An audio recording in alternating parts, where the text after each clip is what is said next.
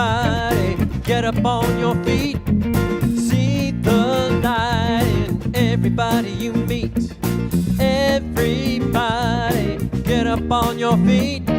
See the light in everybody you meet. Let us be reminded of who we've come to be. We all love, we all one big family. Hey, hey, yeah, yeah. Hey, hey, hey, yeah, yeah. Join me. Here we go. Everybody, get up on your feet. See the light in everybody you meet. Everybody, get up on your feet. See the light in everybody you meet. Let us be reminded of who we've come to be. We are love, we are one big family. Hey, hey, yeah, yeah. Hey, hey, hey, yeah, yeah. Hey, now let us make a joyful sound. Here we stand on holy ground. Let us make a joyful sound. Here we stand on holy ground. Let us make a joyful sound. Hey, hey, hey, hey, hey.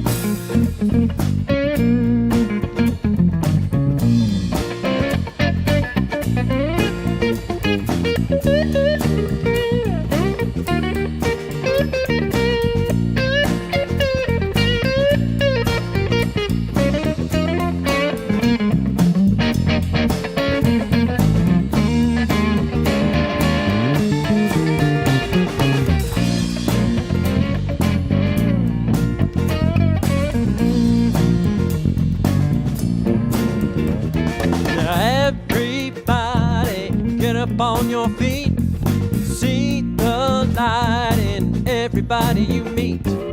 Everybody, get up on your feet. See the light in everybody you meet. Let us be reminded of who we've come to be. We are love, we are one big family. Hey, hey, yeah, yeah. Hey, hey, hey. Yeah, yeah. Hey, hey, hey.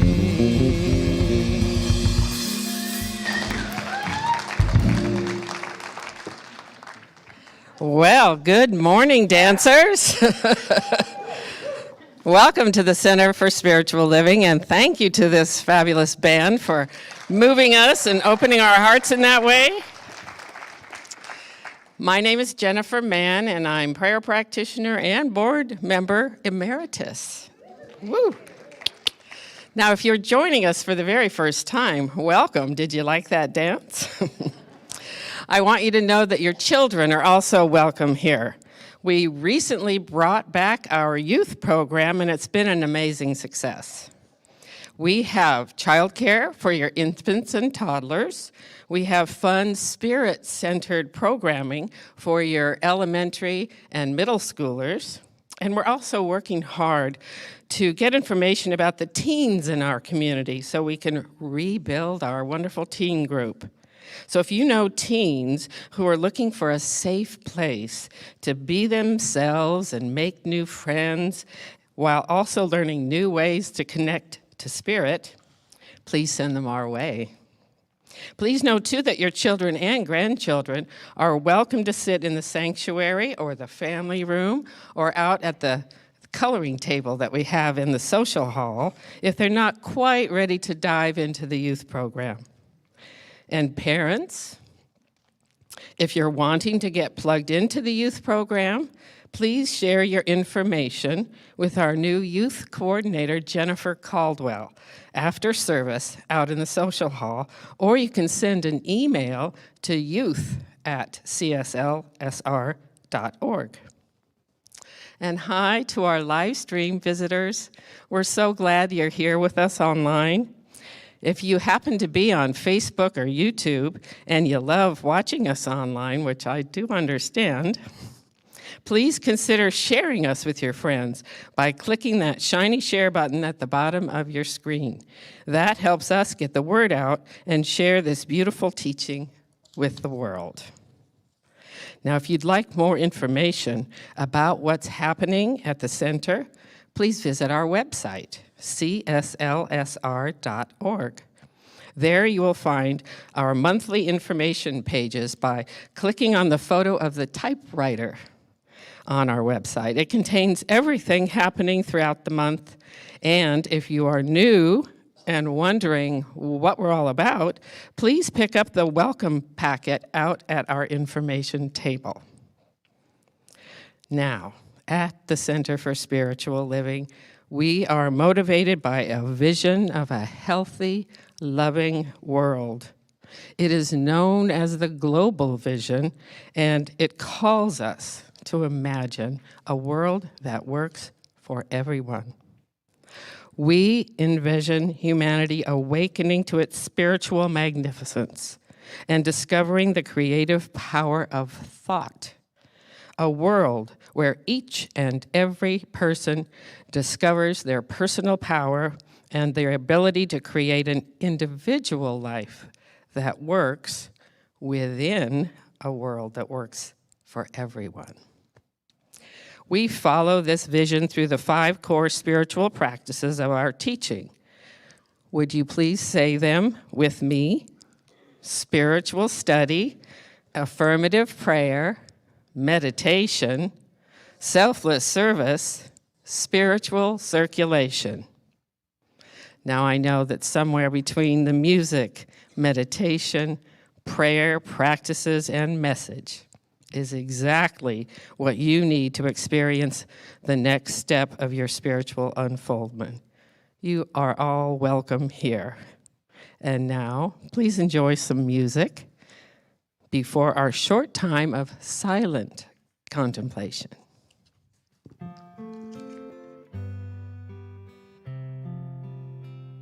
I am so blessed. I am so blessed. I am so grateful for all that I have. I am so blessed. I am so blessed. I am so grateful. I am so blessed. Won't you join me? I am so blessed.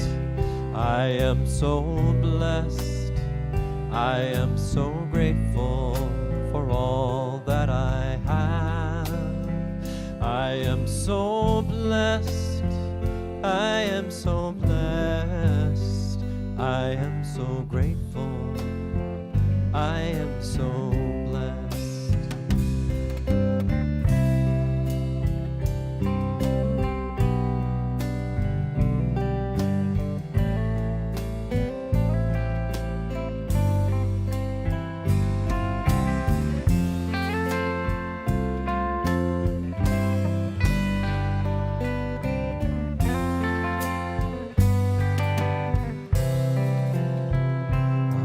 So blessed, I am so blessed, I am so grateful for all that I have. I am so blessed, I am so blessed, I am so grateful, I am so blessed, I am so grateful, I am so blessed. I am so grateful. I am so blessed.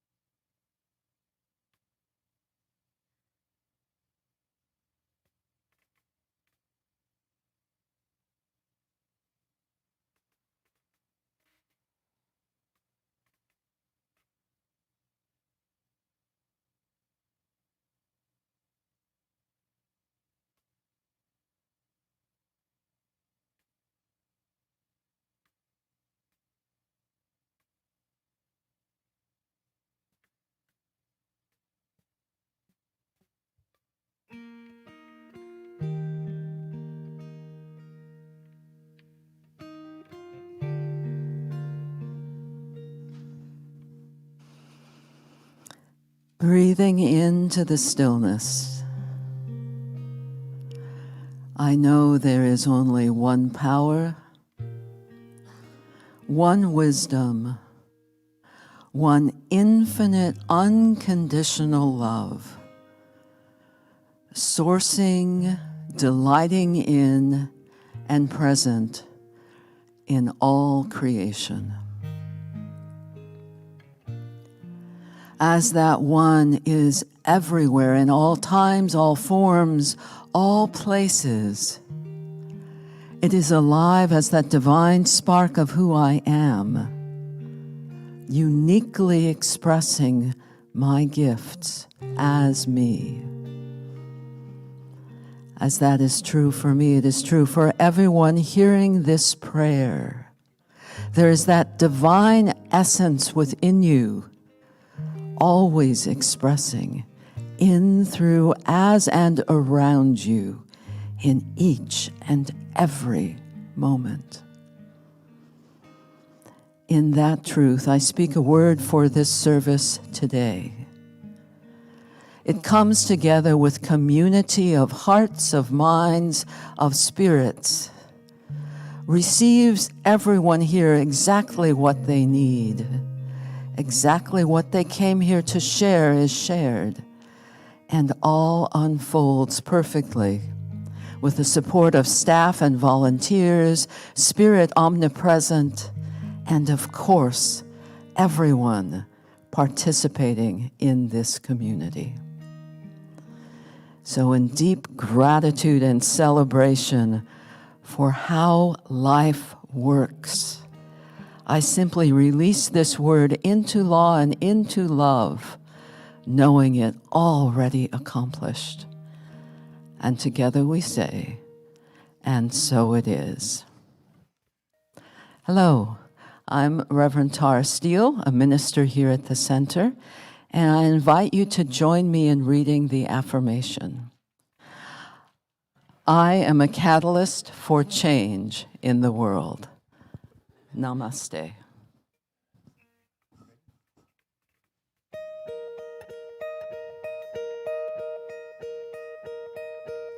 Take all my vicious words and turn them into something good. Take all my preconceptions and let the truth be understood. Take all my prized possessions and leave only what I need. Take all my pieces of doubt and let me be what's underneath. Courage is when you're afraid, but you keep on moving anyway. Courage is when you're in pain, but you keep on living anyway. We all have excuses why living in fear, something in us dies. But like a bird on broken wings, it's not how high he flies, but the song he sings. Courage is when you're afraid, but you keep on moving anyway. Courage is when you're in pain, but you keep on living anyway. Oh yes, you keep on living anyway.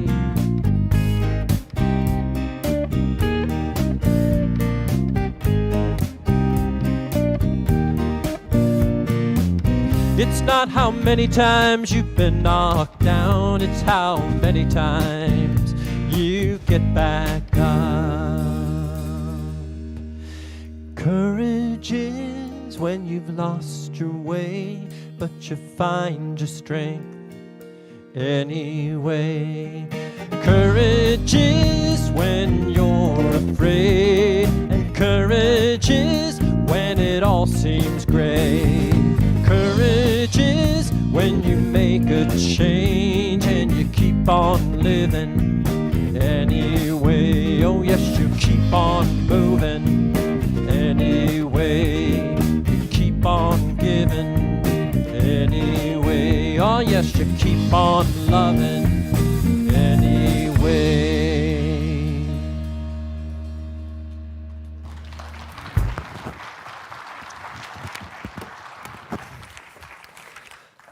Oh, thank you so much, Mr. Christopher Fritchie and the gentlemen of the band. Good morning, everyone.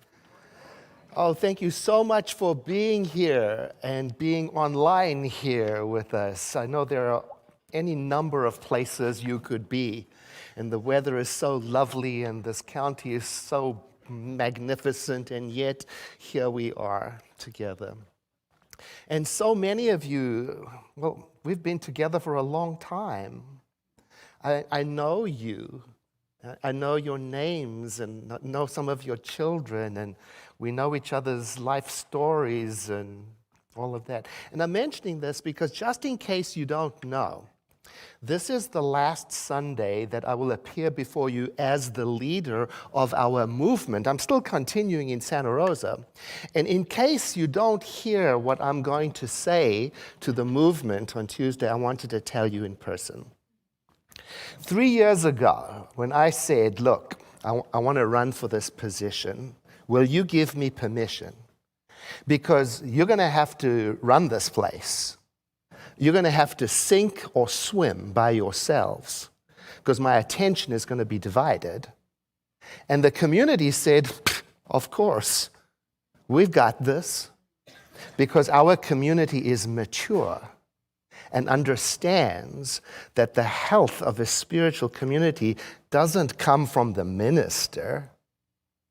It comes from the people who show up, and that's you. I mean, you've been showing up for a very long time, and even while we were in pandemic times, we just stayed together, making it possible for me to serve the movement. So I want to say to you, on behalf of the entire movement, thank you for sharing our center's resources. I appreciate you. Thank you.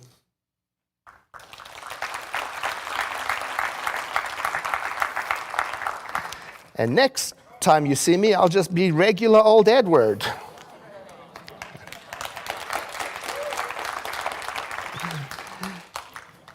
This month, our theme is curiosity as a superpower. And I want to say thank you to Reverend Tyra, who did the prayer for that beautiful message last week about the flow.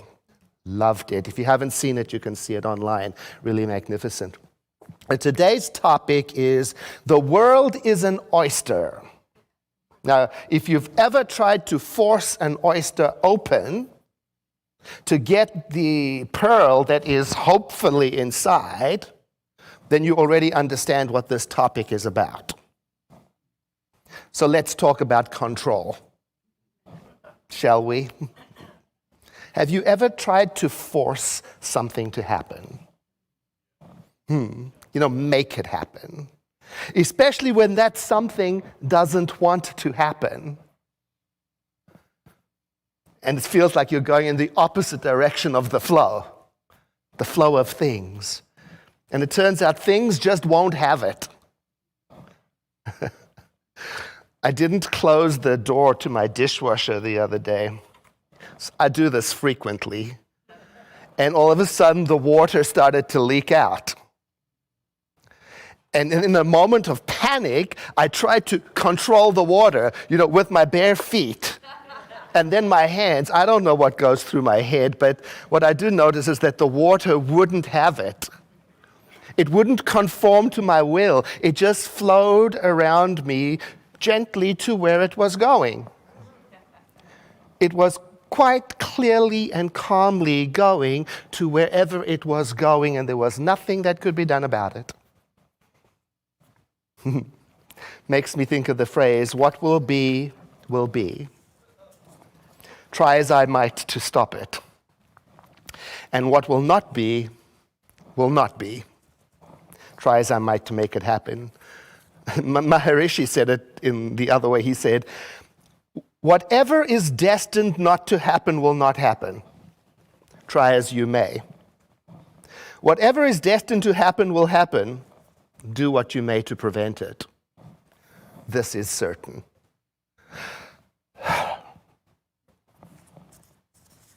The room went very quiet. Well, maybe you're thinking like I am. Have you ever tried to make somebody love you? It can't be done. I remember once I lived with a cat. I have talked about him a long time ago. His name was Fred. And I wanted him to love me so much. But he barely tolerated me. I mean, you might say we had irreconcilable differences. And there was nothing that could be done about it. And as soon as I stopped trying so hard, he started to tolerate me. It would get a little closer, but only on his terms. So we kind of settled on a mutual distance respect with very strict boundaries. Now, I don't think this is the way of intimate relationships, because relationships require communication and negotiation and mutuality and agreements, etc. Still, I did learn something about backing off from control so that I could be more curious about how things are and how things want to be. Now, it turns out in nature that things are the way that they are. They are committed to being what they are. You know what I mean? They just are. And I'm trying to learn more from nature because I notice sometimes I'm committed to becoming. I'm not so much focused on actually being. Now, I wonder to myself sometimes, could I back off a little and give up trying to make situations and people and things be what I want them to be? And if I did that, I wonder, perhaps things and people could then actually be a little bit more of what they are. Now, our Science of Mind teaching uses nature as an example and points out that nature doesn't hold itself back for anything. Not even for anyone. Nature doesn't hold itself back based on how good a person is or how not good a person is or what they did or what their title is. The rain falls on the good and the bad and the curious. That's the way of things. And our teaching, Science of Mind, suggests that when you and I copy this, we duplicate this quality in us, that's how we get into sync with the flow of things. And that's when we may feel we are flowing in the right direction. Have you ever been out of the flow of the right direction? Whatever that is, you know what I mean? I remember once I went to a weekend Science of Mind workshop and I had to go because it was part of the center and I didn't want to go. And so I was going against the flow and I arrived at the workshop and I had all the business of the world on my shoulders and in my mind and I didn't want to be there. So I acted all polite and said my hellos well enough, professional warmth. But it turned out the retreat was in this beautiful valley, and it was really difficult to resist its influence. And nature made its way into me little bit by little bit. It was working its way into me, and I could feel my attitude lightening up and shifting a little bit. Then we were sitting in the evening around the campfire, all of us, and the facilitator paused for a moment and said to us, everybody, look up. And we did. We looked up, and bam, there was this canopy of stars, as if it was pouring down its wisdom into us. Nothing else was needed, just to look up, and something changed in me, as if I could feel this download of wisdom, and I realized, wait, that sky has been there all along. I hadn't been available to it. I hadn't noticed its deep, powerful message of peace, and it was going to be what it was, whether I looked at it or not, whether I was distracted or not, whether I was grumpy or not. And something shifted in me, and that night I slept so deeply until the next morning when I woke up with all my troubles right there again. Because I remembered I had something very urgent to attend to. I had an urgent matter to attend to, and I was frustrated because there was no cell signal in the valley. So I took myself on a hike up the hill because I was told that if I got high enough on the crest of the hill that I could find a little sliver of cell power. And so up I went, focusing intensely on the cell phone as I went up, looking for the little signal to appear. And I got way, way up there, and then I noticed something out of the corner of my eye. There was a deer standing there, watching me, chewing.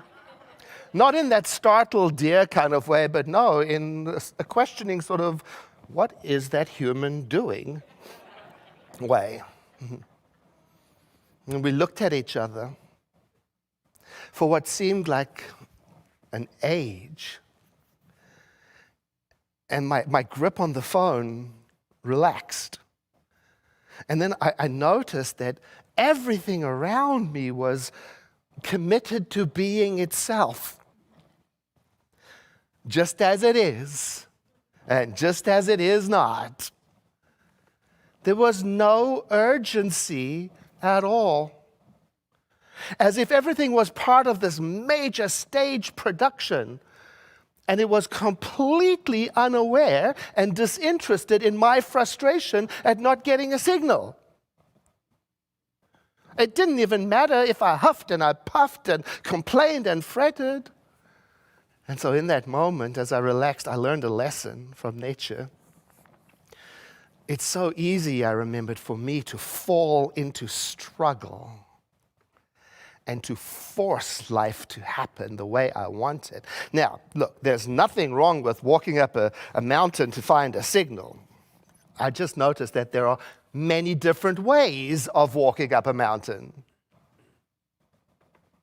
One style, for example, is to be filled with anger or frantic energy and stomp your way up the mountain. Another way, for example, is to flow like water and go where the path leads. Observe, having no opinion, I suppose. There are all kinds of ways of walking up a mountain, and each one of them is valid, and each has its effect. Nature is varied too. Sometimes nature is slow and steady and quiet. And sometimes it's wild and fast and busy. But whatever it is, it's committed, definite. It is what it is. So I'm asking myself, can I be more aware of who and what and how I am?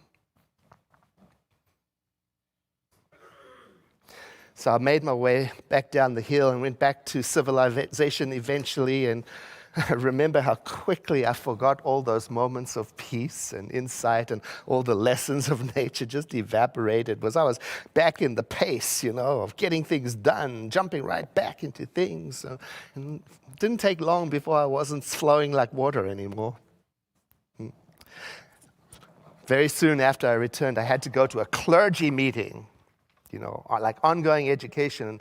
And I got there, and the facilitator brought out mandalas, coloring in mandalas, coloring books, and paints and pens and crayons, and said, "Your task this hour is to enjoy."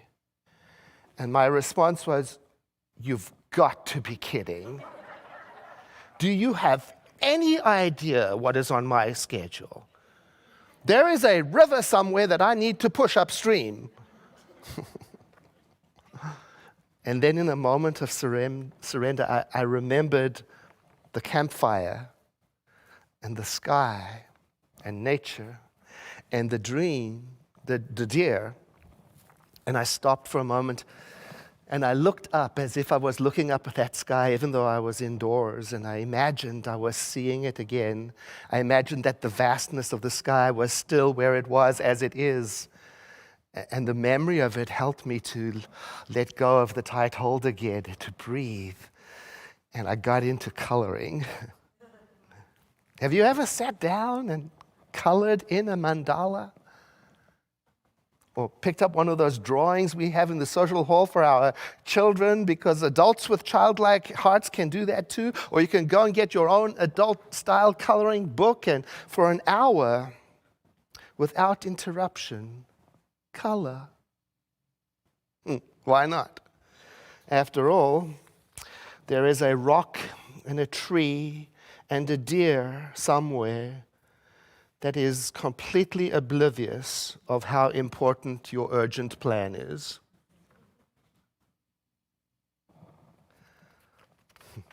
I remember when I was training for the 545-mile bike ride from San Francisco to Los Angeles, the AIDS Life Cycle ride to raise funds and awareness for people living with HIV and AIDS. I wanted to do it because it felt like a really good contribution, but I had to fit the training into my very busy and very important schedule. Because, you can't just show up the day before and ride. You gotta be prepared. So every week, twice a week, 3 times a week, you gotta ride, long rides. So one day I was cycling all by myself from Highway 12 all the way to Glen Ellen. I had to get it done. Got to get back and meetings to attend. And then all of a sudden, the sky just opened up and emptied all of its water, all right on top of me. It didn't care that I was in a hurry. And the rain was so intense that I couldn't cycle. I had to stop. I couldn't go on. So I stopped under the best tree I could find, and I was huffing and puffing and talking to myself and being frustrated.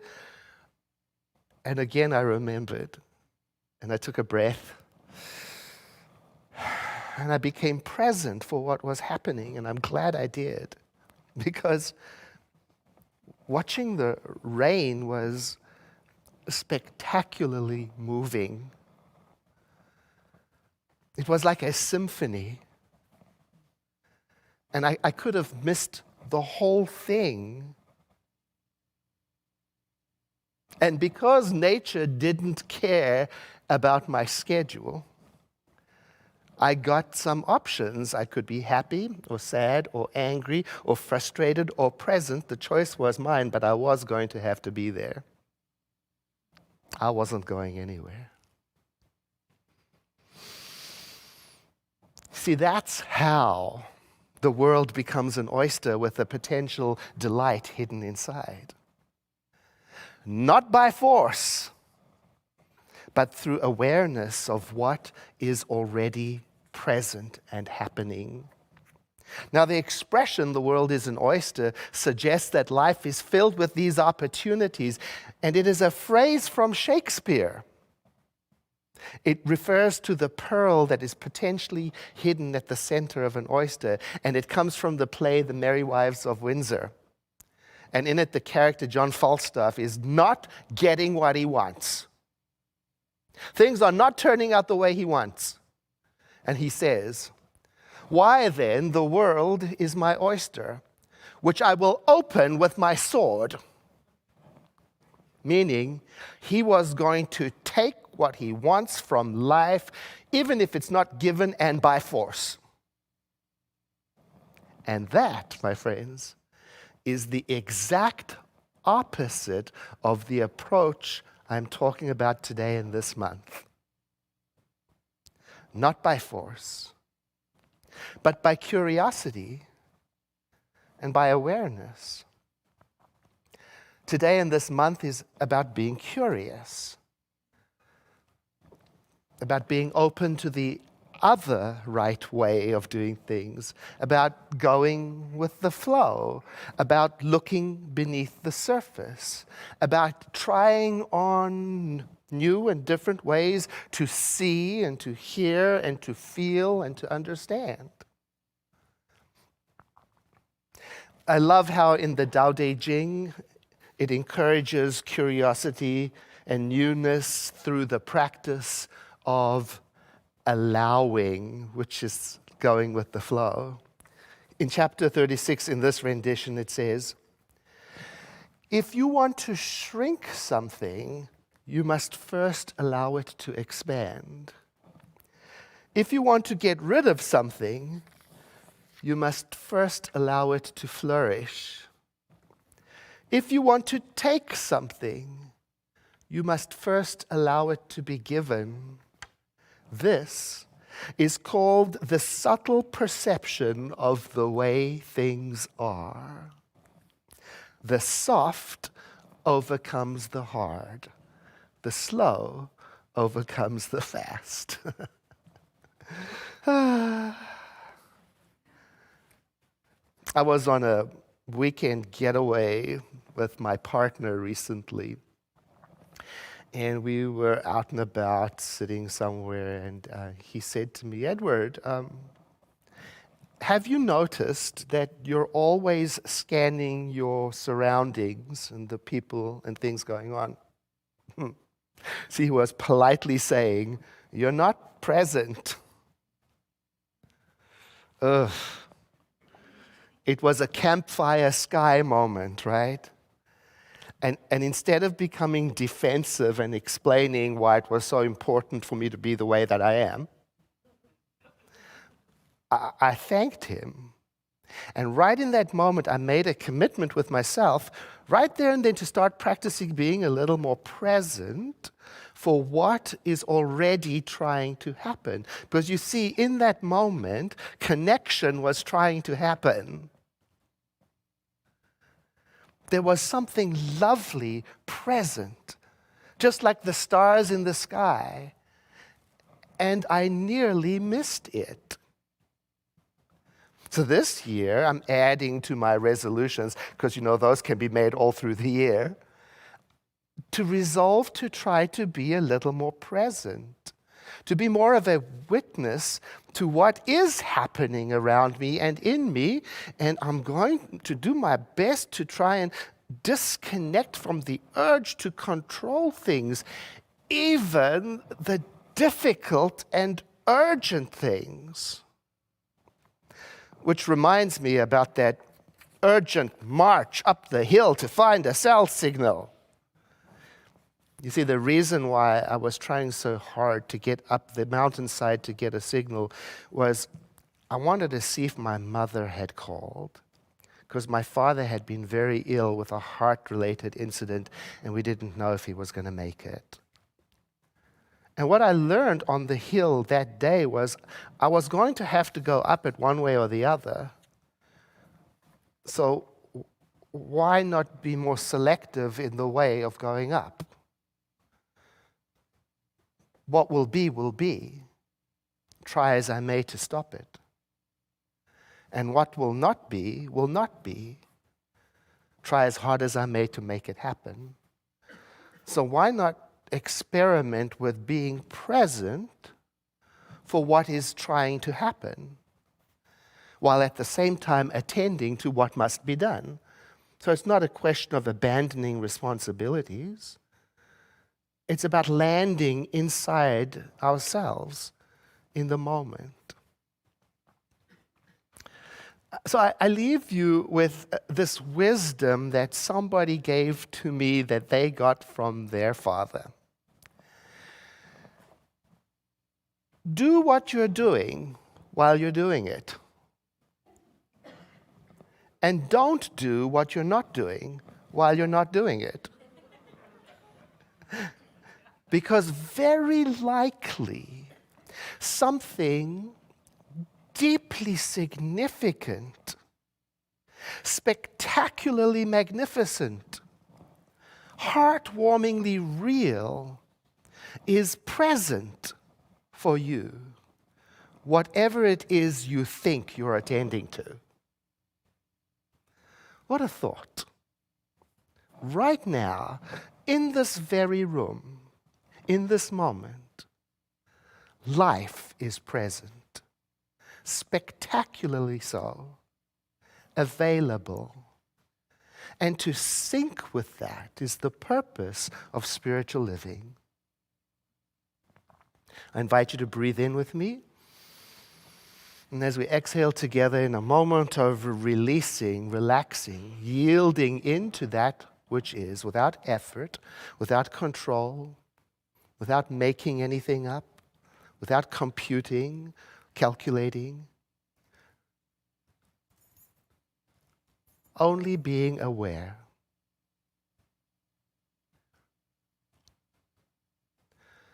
Aware of that which is.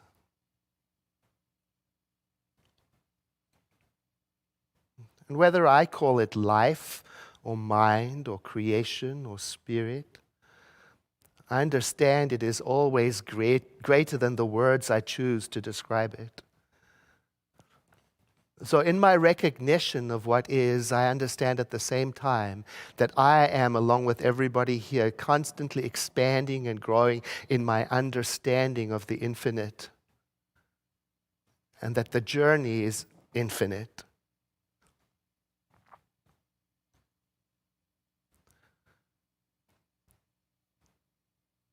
Without force or trying, I let myself become aware of all of the ways in which I am part of all of the ways, on all of the points of awareness and consciousness, and all of the happenings and the isness.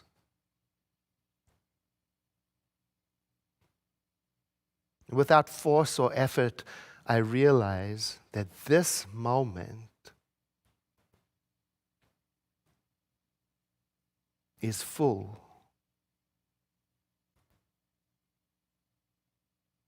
And I have the sensation of being filled up, even though I'm aware that I'm already full.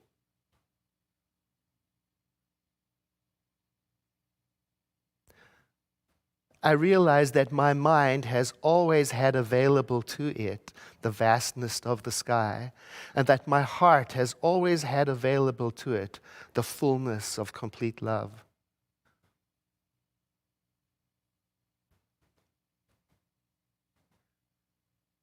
And so I give thanks for that. I feel the warm celebration of knowing the truth of my being. And I release this word into the law by saying, and I invite you to say with me, and so it is. And again, I invite you to take a deep breath in, followed by a sigh, as we use that movement of breath to make the transition to the part of our time together where we practice those spiritual laws called circulation.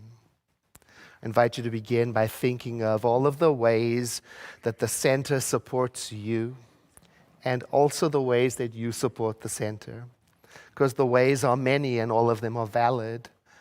Perhaps you volunteer, perhaps you show up, perhaps you tune in, perhaps you listen on the radio, perhaps you use our pastoral services and prayer support, perhaps you include the center and its community in your prayer work. Whatever the way is that you are part of this community, I invite you to honor it and acknowledge it and recognize it, because that is part of circulation too. Acknowledgement and appreciation. And then there is the way of giving too. It is the other side of receiving. And there are so many ways to support our center. We have text to give, which is a lovely way. We're so modern. And also there are other ways on our website where you can find out how to contribute. And if you like participating in the ceremony of placing your contribution in the basket as it comes around, but you're using an electronic version, you can also pick up a coupon that says, I give electronically, so that you can feel like you're part of the ceremony as the basket goes by. Or you can just touch the basket with a hand as it goes by to represent present the gift in whatever form it is that you give to your center. I invite the ushers to stand right now. Won't you please place your hand on your heart or prepare your gift if you're giving a check or cash and say after me, I bless this gift. I send it forth to heal and prosper. It does amazing work in the world. And so it is. Ushers, please receive the gift. We've got to be the change we want to see. Be the gift we want to receive. Sing the songs we want to hear. Walk in faith. We want to be, want to believe. Be the change we want to see. Be the gift we want to receive. Sing the songs we want to hear. Walk in faith. We want to believe. We've got to be the change we want to see. Be the gift we want to receive. Sing the songs we want to hear. Walk in faith. We want to be, want to believe. Be the change we want to see. Be the gift we want to receive. Sing the songs we want to hear. Walk in faith. We want to believe.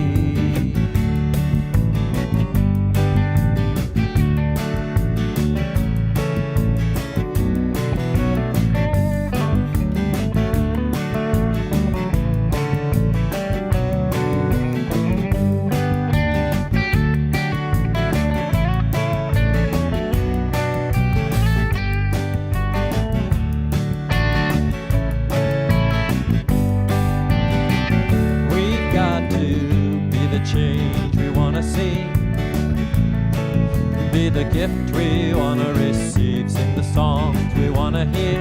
Walk in faith. We want to be, want to believe. Be the change we want to see. Be the gift we want to receive. Sing the songs we want to hear. Walk in faith. We want to believe.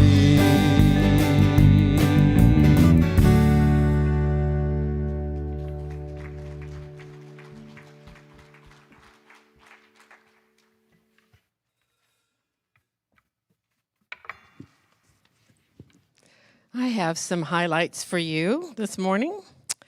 This month is Black History Month, and we at the Center are thrilled, really thrilled, to have Lawrence Edwards, Olivia Kinsler, Celeste Austin, and Calvin Johnson completing our conversation about diversity, equity, and inclusion this coming Friday, February 24th at 12 p.m. Pacific.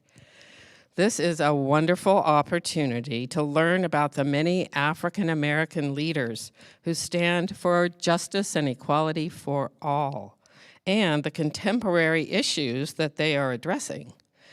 We hope you will join us.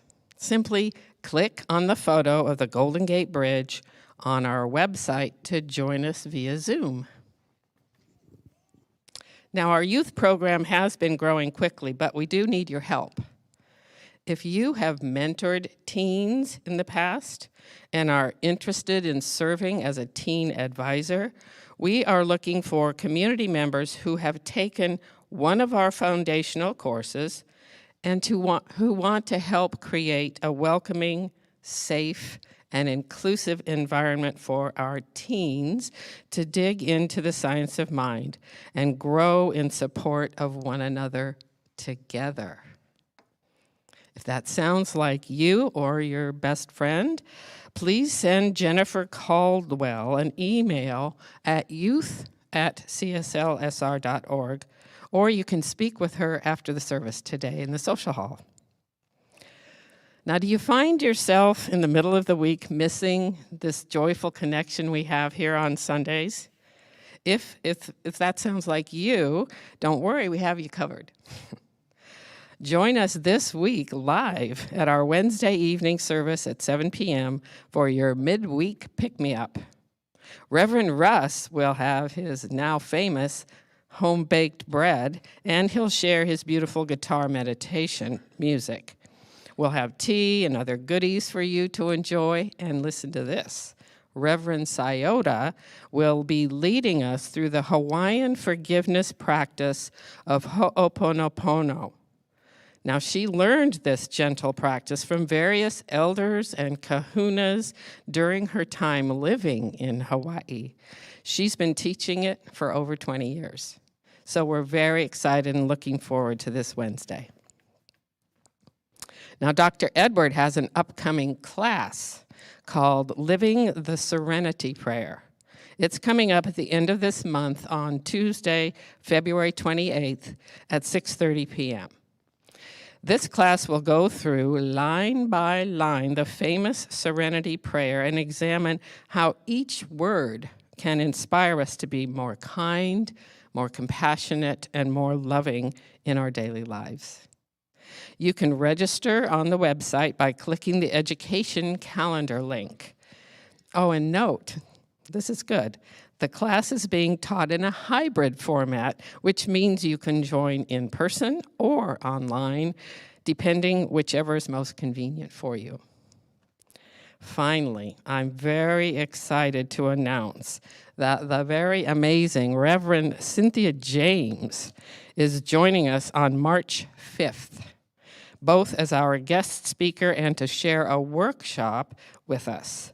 Her workshop is entitled Finding Your Voice, and it will offer steps to attain your authentic voice, navigate challenges, and become fully present in your powerful being. The workshop will likely fill up fast, so be sure to register on the website today by clicking the photo of the beautiful butterfly. So thank you for being with us today, and do have a wonderful week. Dr. Edward will bless us. It is time for us to close our service, but before we do that, if there is something that is incomplete in you, or if you cried yourself to sleep last night, or if there is something you just want to celebrate and have some prayer support for, please take advantage of our prayer practitioner service. That's what those chairs around the walls are. The prayer practitioners are available for in-person prayer. You just go back to the corner right over there, and the host will pair you up with a practitioner on duty. And of course, you can still do prayer online Zoom if you're watching online. That's available too. And now, please, won't you stand as you are able and say, something wonderful is happening through me right now. It is this thing called life. Life is in my mind. Life is in my affairs, and life is in my body. I accept it just the way that it is, and just the way that it is not. Thank you, life. Know with me that you are never alone, that Spirit is right where you are, that you have only to look within at any moment to know that you are guided, sustained, and inspired by a presence that expresses itself as you in this world. In deepest gratitude, let us live our lives accordingly so that in everything that we do and say and think, we honor this presence within. And so it is. Thank you for being here. See you soon. Let's close in song. So let there be peace. I am a stand for peace. Let there be love. I am a stand for love. Let there be joy. I am a stand for joy. We are making a new world now. So let there be peace. I am a stand for peace. Let there be love. I am a stand for love. Let there be joy. I am a stand for joy. We are making a new world now. So let there be peace. I am a stand for peace. Let there be love. I am a stand for love. Let there be joy. I am a stand for joy. We are making a new